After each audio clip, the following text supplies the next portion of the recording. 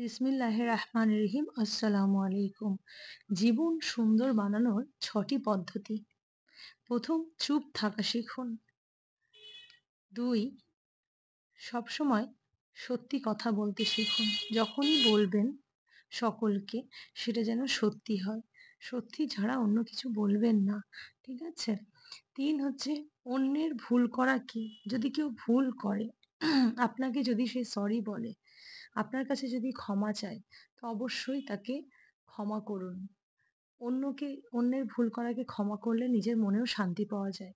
৪, হালাল খাবার খেতে শিখুন। মানে যখন যে জিনিসটা খাবেন বা আপনাদের বাড়িতে যেটা আসবে বা আপনারা যেটা ইনকাম করবেন, সেটা যেন অবশ্যই হালাল হয়। হালাল ছাড়া হারামের দিকে যাবেন না।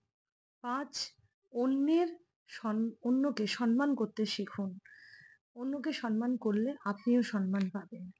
৬, আল্লাহর ইবাদত করতে শেখা।